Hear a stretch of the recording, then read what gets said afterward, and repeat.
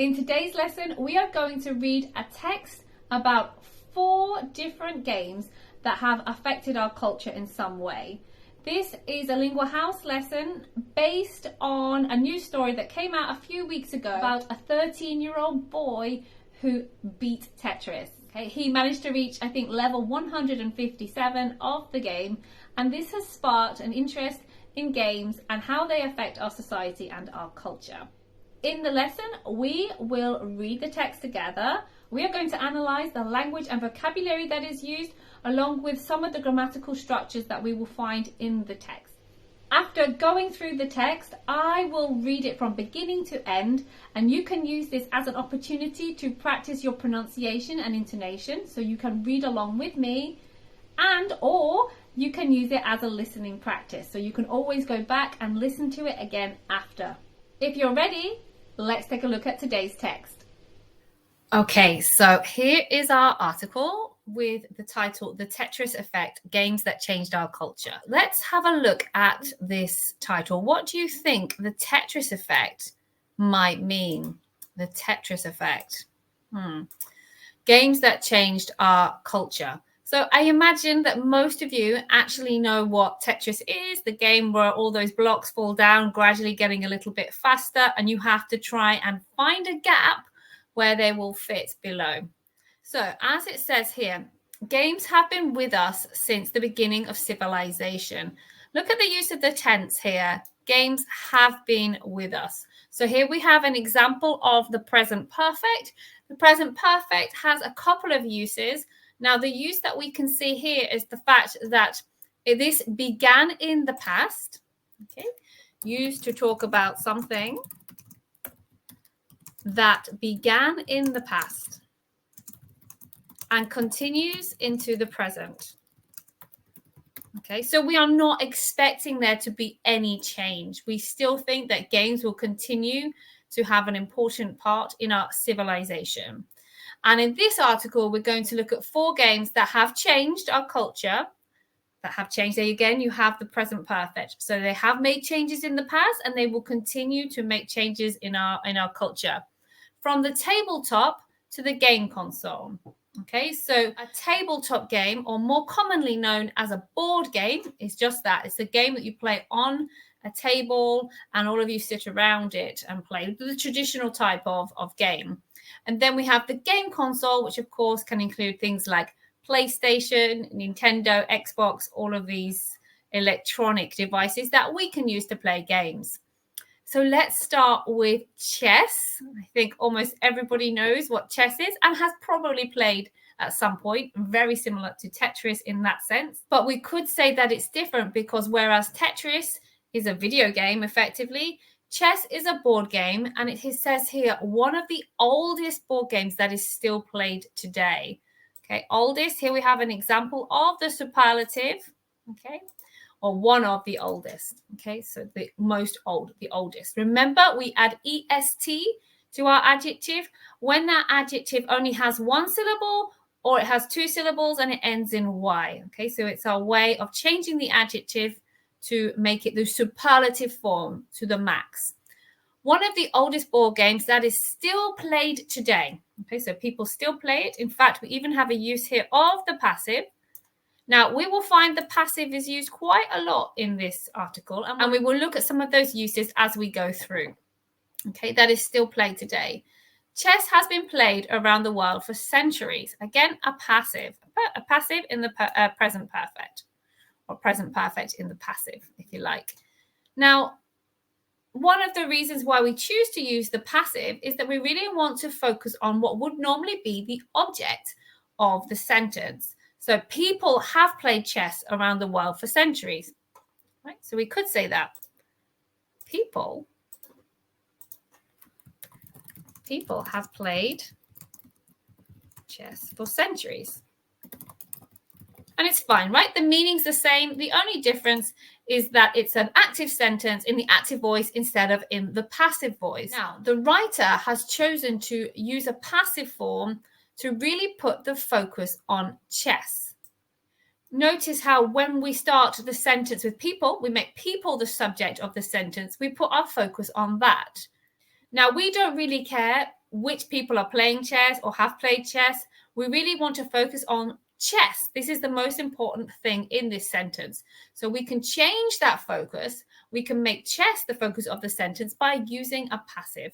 And that's exactly what has been done here. Chess has been played around the world. Okay, so it's an interesting use of the passive there. Early iterations, it's a complex word there, early iterations of the game. So early variations or early forms of the game, or like the first versions of the game, appeared in India and China, with the modern game emerging in Europe in the 15th century.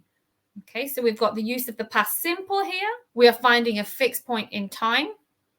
And then later, the modern game emerged in Europe. Okay. Modern chess is simple to learn, but hard to master. We've got a use of contrast here. Okay, so almost anyone can learn to play chess. The moves are not that difficult if you know what each piece does, but it's incredibly difficult. Hard is a synonym for difficult to master. And it can be played by all ages. So master here means to become an expert, to become a master. So everyone can learn, but not everybody can become a chess expert, and can be played by all ages. Here, again, you've got a use of the passive. Can be played. Okay, so you've got the modal verb can. You've got your form to be, which, of course, you have to have in your passive. And then you've got the past participle, the third form. Okay, remember your formula for the passive. Can be played by all ages. So it can be played by somebody who's 5 years old and somebody who's 95 years old. The game has historically been used to teach war strategy. Okay, again, another use of the passive here. Mathematics and psychology. That's a tricky word to pronounce, psychology. Okay, silent P there. Okay, silent P. Let's highlight that in red. And psychology. And has long been a part of popular culture. In the digital age, okay, so of course we're talking about, since we've been more computer-based, the digital age probably began in the last 50 years, I would say. Okay, so the digital age, the modern era. Chess has been used, again, another passive, as a measure of machine intelligence. A measure of something means how we can measure it. Okay, so we can decide or we can control how intelligent a machine is. So is this machine intelligent or not? Well, if it can play chess, then it's probably quite an intelligent machine. And in the world of AI, artificial intelligence, this is even more important. And a quick game against a virtual or human opponent is just a click away. Just a click away. Any ideas what that could mean? You can simply click on your mouse or maybe tap on your app and you can play a game of chess. Now it's super easy. You don't need an opponent and you don't even need a chessboard to be able to play chess. Books on tactics. Tactics is the way that you play something, like a strategy. Here we've got war strategy. Well, we've also got war tactics, and they're very much synonyms. Books on tactics and stories set in the world of tournament chess remain popular across the globe. So here we've got set in, which means where the stories or the book takes place. Remain popular across the world. Okay, so remain means that they are still popular. They haven't changed. They were popular in the past and they continue to be popular across the globe.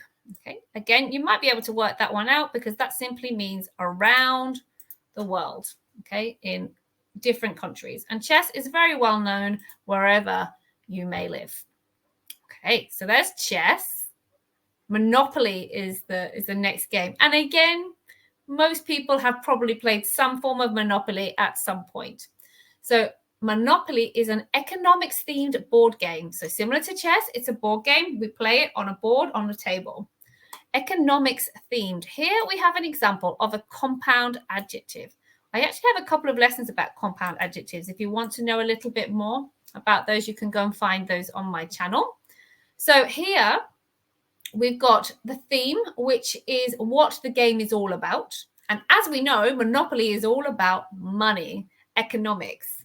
So here we've combined the two terms, economics and theme, to make the compound adjective economics themed. Okay, so compound just means more than one, to push them together.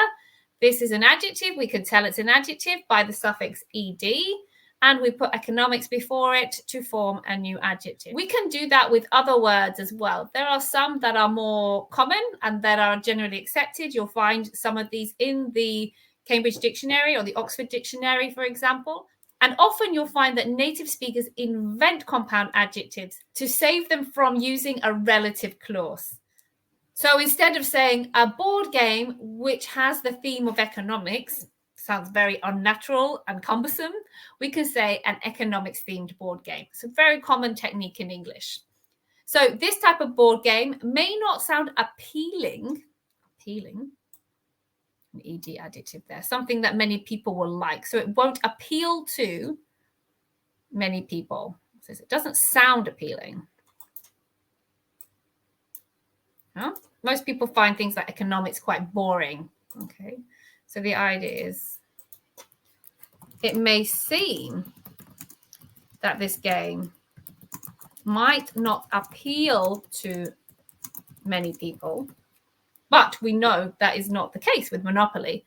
But Monopoly has sold, there's the present perfect here, because it hasn't finished selling things. It began in the past. So up until this point in time, it has sold over 275 million copies worldwide. Another way to say around the world, across the globe, we've got a few of these examples today, right? Players move around. Okay, that's quite a logical one. Move around a board, collecting money, paying fines. A fine is like a financial penalty. It's always a bit of a funny word, right? Because if you get a fine, you're probably not fine. So a fine is a financial penalty. Sometimes it could be like a parking fine if you park somewhere where you're not supposed to park or for too long. A speeding fine, and then sometimes the courts hand out fines for certain crimes, okay, as well as a custodial sentence, a prison sentence. Sometimes or often there is a fine to pay as well, which is a financial punishment or a financial penalty. And taxes, okay, so taxes are the things that we have to pay the government whenever we make some money. A certain percentage of what we make has to be paid to the government. So it's a little bit like real life. You collect money, you pay your fines, and you pay your taxes. And purchasing. Purchasing is a more formal word for buying. So buying property. Property is houses, buildings, etc. In the form of tiny plastic houses or hotels. Tiny being very small. And if you've ever seen the pieces in a Monopoly game, you know you have these little tiny houses and then slightly bigger hotels that you put on the places that you buy around the board. A household name throughout the world. Okay, a household refers to a group of people that live together. This word became a little bit more well known during the COVID pandemic because households couldn't mix. So you could spend time with the people in the same household as you, i.e. the people that you lived with, but you couldn't mix with other households, people who did not live under the same roof. So a household name throughout the world, again, around the world. Monopoly was based on the landlord's game. Okay, another example of the passive, but here we've got the passive in the past simple. So we've seen quite a few examples of the passive in the present perfect. Again, that connection with the past and the present. Here we've got an example of the passive in the past simple. Okay, wealth is richness, how much money somebody has. Okay, so wealth. Today, Monopoly is a celebration of capitalism, and countless editions allow players to acquire or to obtain. It's quite a formal word. Obtain is quite formal, but acquire is even more formal. We would often just say to get or to buy. Local landmarks. Landmarks are important points in a landscape or a city. Okay, for example, Big Ben is perhaps the most well-known landmark in London. Or even fictional property. Remember, fictional is not real, it's fantasy. Okay, fictional property from recognizable worlds that we can recognize. such as the town of Springfield from The Simpsons. Let's move on to Dungeons and Dragons. Okay, so I'm kind of familiar with how you play Dungeons and Dragons, but I have to say that I have never played Dungeons and Dragons. So if anybody recommends it, let me know in the comments section below. So this is a tabletop role-playing game. Okay, here we've got a couple of adjectives, haven't we? We've got tabletop, something that you play on the top of the table. Okay, it's quite logical. Role playing. Okay, role playing. Okay, a game where people play roles. So they play a character, for example. A role is a character in a film, in a series, or in a game in this case. First published in 1974. Okay, so here we've got past simple. And we've got the past simple because we've got a date in 1974. It's a finished action. It was first published in 1974. It has been published many times since then, but it was first published in 1974 during the boom in fantasy. Okay, so the boom is the huge explosion, a lot of excitement around something. When something goes a bit crazy and everybody gets very excited about something. Dungeons and Dragons is an unlikely success story. An unlikely success story. Okay. What do you think that means? So it means that people didn't expect it to be so successful. Okay. Unlikely, not likely, not probable. So people were not expecting it to be as successful as it has become. The game is less of a traditional board game and more of an imaginary quest. Okay, so similar to one of the earlier contrast sentences, we can see, where was that one? Simple to learn but hard to master, contrast. Here we've got contrast. It is less of one thing and more of another thing. So it's not really what you would expect. It's not a traditional board game like chess or Monopoly, but more like an imaginary quest. A quest is an adventure in which players help a dungeon master to tell a fantastical story based around a group of adventurers. Okay, so a fantasy story based around a group of adventurers, people who go on an adventure. Dice. Okay, so these are like the cubes with the numbers that you roll to find out how many places you should move. Rule books and figurines, the little people or the little characters that you move around the board, are typically used, passive again, but the game is mainly interested in imagination. Okay, so the game is mainly interested in imagination. That's quite interesting because usually we think of people as being interested in something, but here they've almost made the game come to life. I think that may be a conscious decision by the writer here. The game is interested in imagination. The game is so vivid, it's so alive that we're treating it like a person and saying that it's the game that is interested in something, not a person that is interested in something. A person is usually interested in an interesting game like Dungeons and Dragons. Dungeons and Dragons has inspired present perfect, okay, because it continues to inspire and probably will continue to inspire films, video games, and gaming societies around the world. From university campuses, where people go to university, to retirement homes. A retirement home is where elderly people often go when they are not able to care for themselves. In some cultures, that's very unusual. In the UK, I think in the United States too, a retirement home is usually a place where old people live together so that they can get the care that they need. That could be medical care or even just that social experience that they may need. Game sessions can take hours and often involve a strong element of humor. A strong element is a big amount of humor and camaraderie. So camaraderie means, well, it probably means more than friendliness and friendship. It usually means that you are friends, but you have something in common, a shared interest, a shared goal. You're working together. So in this game, the group of adventurers work together to help the dungeon master to tell the story. So this is where the camaraderie word comes from. Finally, we have Pong. Again, it's not one I'm as familiar with as chess and Monopoly, but visually, Pong isn't much to look at by today's standards. That means it's not that impressive compared to all the other video games that we can see.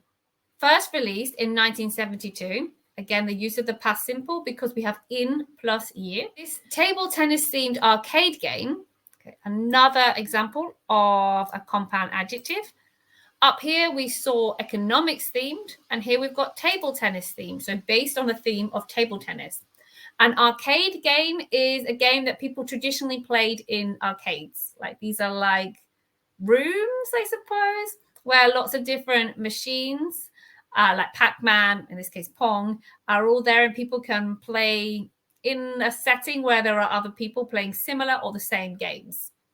So this arcade game involves 2 paddles and a pixel ball. Okay. A paddle is like a racket. It's something that we use to hit a ball. Although, contrast here, so we're going to expect some contrast. Although the graphics are rather basic, quite basic, rather in this context, it does depend on the context, but here rather means quite. The gameplay is instantly recognizable, right? So anyone can see it and understand and recognize what it's all about. And the game remains, okay, here we've got another example of remain. So it is still easy to pick up and play. Okay, to pick up is a phrasal verb which means to learn it or understand it. Pick up a new language or pick up a skill or something to learn quickly. Pong was the first commercially successful video game. Commercially successful. Again, another example of a compound adjective. So that means that it was successful commercially. The video game was successful commercially. If something is successful commercially, it means basically that it's profitable, it makes money. With home versions, okay, so versions that we could play at home, becoming available in 1975. The game is considered, use of the passive, okay, is considered by some people as having launched the video game industry. Okay, so some people think, let's write that out, shall we? So some people think, some people consider, let's keep the verb the same, that Pong launched the video game industry. That's their opinion. Some people consider that Pong launched the video game industry. Early examples of Pong arcade cabinets can be found in museums around the world. Early examples are like the first cabinets, the first games that can be found. Here we go, another passive. In museums around the world. Recently, the game has been used and probably will continue to be used. Remember, recently often triggers the present perfect in scientific experiments with mini brains able to move the paddle successfully. So I think if I understand correctly, a mini brain is like a brain that scientists grow in a lab or develop in a lab to replicate certain parts of the human brain. Okay, so that is the article. We've analyzed some of the structures and the vocabulary that we found in it. Let's go back and read the article from the beginning to the end. This is your opportunity to read along with me if you want, so that you can practice your pronunciation and your intonation, or you can just treat it like a listening exercise, whatever you prefer to do. The Tetris effect, games that changed our culture. Games have been with us since the beginning of civilization. We look at 4 games that have changed our culture from the tabletop to the game console. Chess. One of the oldest board games that is still played today, chess has been played around the world for centuries. Early iterations of the game appeared in India and China, with the modern game emerging in Europe in the 15th century. Modern chess is simple to learn but hard to master and can be played by all ages. The game has historically been used to teach war strategy, mathematics, and psychology, and has long been a part of popular culture. In the digital age, chess has been used as a measure of machine intelligence, and a quick game against a virtual or human opponent is just a click away. Books on tactics and stories set in the world of tournament chess remain popular across the globe. Monopoly. An economics-themed board game may not sound appealing, but Monopoly has sold over 275 million copies worldwide. Players move around a board collecting money, paying fines and taxes, and purchasing property in the form of tiny plastic houses or hotels. A household name throughout the world, Monopoly was based on the landlord's game, which was designed with the aim of highlighting the dangers of uncontrolled wealth. Today, Monopoly is a celebration of capitalism, and countless editions allow players to acquire local landmarks or even fictional property from recognizable worlds, such as the town of Springfield from The Simpsons. Dungeons and Dragons. A tabletop role-playing game first published in 1974 during the boom in fantasy, Dungeons and Dragons is an unlikely success story. The game is less of a traditional board game and more of an imaginary quest, in which players help a dungeon master to tell a fantastical story based around a group of adventurers. Dice, rulebooks, and figurines are typically used, but the game is mainly interested in imagination. Dungeons and Dragons has inspired films, video games, and gaming societies around the world, from university campuses to retirement homes. Game sessions can take hours and often involve a strong element of humor and camaraderie. Pong. Visually, Pong isn't much to look at by today's standards. First released in 1972, this table tennis-themed arcade game involves two paddles and a pixel ball. Although the graphics are rather basic, the gameplay is instantly recognizable and the game remains easy to pick up and play. Pong was the first commercially successful video game, with home versions becoming available in 1975. The game is considered by some as having launched the video game industry. Early examples of Pong arcade cabinets can be found in museums around the world. Recently, the game has been used in scientific experiments with mini brains able to move the paddle successfully. That's it for today's lesson. I hope you found the article interesting. I have some discussion questions for you today, and they are: do you play video games? What type of video games do you like to play? And do you think that people, especially young people, like the boy in the article that sparked this text, do they play too many video games? Why or why not? You can leave me a response to those questions in the comment section below. Thank you for watching. See you again soon.